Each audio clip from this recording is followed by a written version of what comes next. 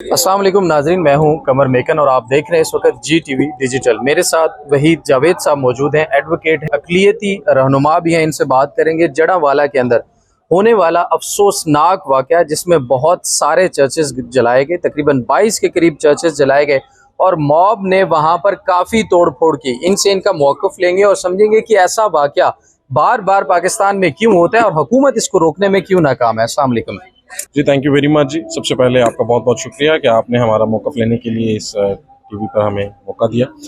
कल जी जो वाक़या हुआ उसके ये पाकिस्तान की तारीख़ का एक अनोखा, मुनफ़रिद और अफसोसनाक तरीन वाक़या है। 76 साला तारीख़ में कभी भी ऐसा नहीं हुआ कि एक दिन के अंदर 22 चर्चेस को जला दिया जाए, स्कूलों को जला दिया जाए, बिशप हाउसेस को जला दिया जाए और बेशुमार घरों को न सिर्फ जलाया जाए बल्कि उनको लूट लिया जाए। ये वाक़या इटसेल्फ सिर्फ एक मॉब इंसाइटमेंट का वाक़या नहीं है, इसको बहुत सारे एंगल से देखने की ज़रूरत है। एक ही शहर में एक तहसील, पूरी तहसील के अंदर एक वाक़या होता है और उसके चंद घंटों के बाद ऐसा क्या होता है जिसमें हर जगह से जत्थे निकलते हैं और इस तरह की चीज़ें करना शुरू कर देते हैं।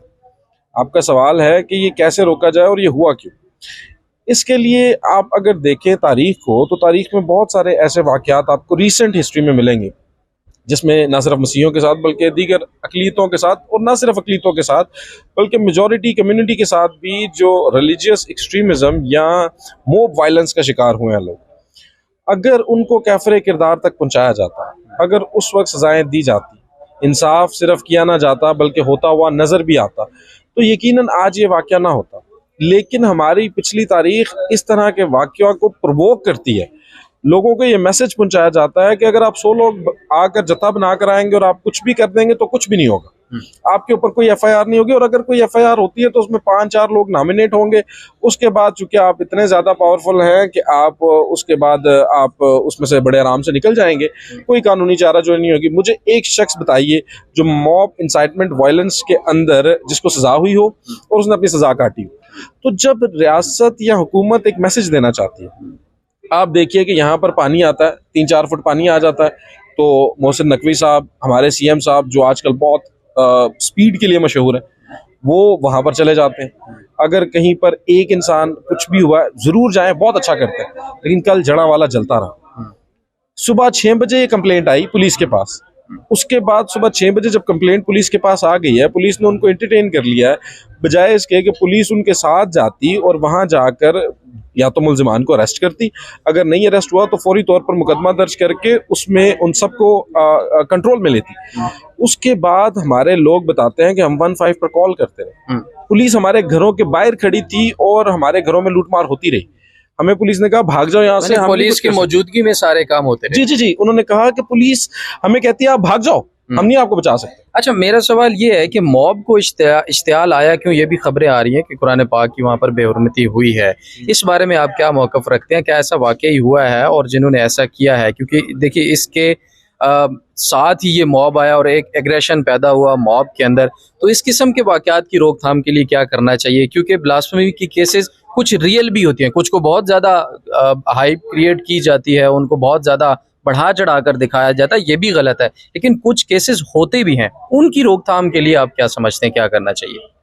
देखिए जी, पहली बात तो ये है कि मुसलमान और क्रिश्चियंस ख़ास तौर पर ये वो लोग हैं जो आसमानी इल्हामी किताबों पर ईमान रखने वाले लोग, ठीक है।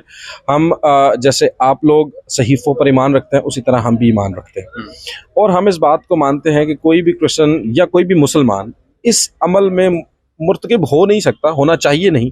लेकिन अगर फिर भी किसी एक शख्स का कोई फेल हो चुका है या हुआ है तो उसके लिए कानून है, उसके लिए 295 A है, B है, C है, उसके लिए पुलिस का इदारा है, अदालतें मौजूद हैं, उसके लिए रियासती कानून इन्फोर्समेंट एजेंसीज है। वो किसी मॉब ने तो नहीं फैसला करना।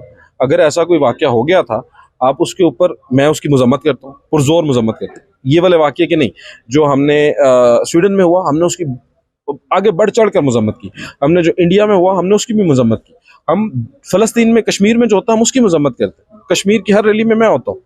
लेकिन मैं ये कहता हूँ कि अगर इसका मतलब ये है कि अगर 302 जो जुर्म है कत्ल के ऊपर, अगर कोई एक क्रिश्चियन किसी का कत्ल कर दे खुदा न खास्ता, तो आप पूरी क्रिश्चियन कम्युनिटी को 302 के तहत ट्रायल करेंगे, आप पूरी क्रिश्चियन कम्युनिटी को टांग देंगे। अगर आप मुझे बताइए कि कोई मुसलमान अगर इसी वाक़े का तौहीन मज़हब का मुर्तकिब हो तो पूरी बस्ती मुसलमानों की जला दी जाती है? क्या ऐसा होता है कि पूरी बस्तियों को जला दिया जाए? उस बच्चे का क्या कसूर है जिसने सुबह स्कूल जाना था, जिसका एग्जाम था? उस बाप का क्या कसूर है जिसको आज के दिन ही उसने बेचारे ने एम्बेसी में वीजा अपना अप्लाई करना था, या उस माँ का जिसका ऑपरेशन था आज, या उस माजूर बाप का जिसकी बेचारे ने आज हॉस्पिटल जाना था, उसका क्या कसूर है? जिसको कोई पता नहीं, उसको सिर्फ ये पता है कि भागो भाई, कहाँ भागो ये नहीं पता, बस जान बचा के भागो। ये जान बचा कर भागो, मुल्क पाकिस्तान से भागो, कहाँ पर भाग जाए?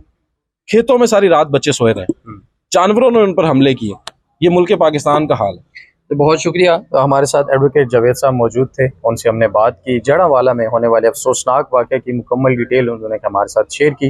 अपनी राय का इजहार ज़रूर कीजिएगा, अपनी दुआओं में याद रखिए। अपने मेज़बान कमर मेकन को दीजिए इजाज़त। अल्लाह हाफ़िज़।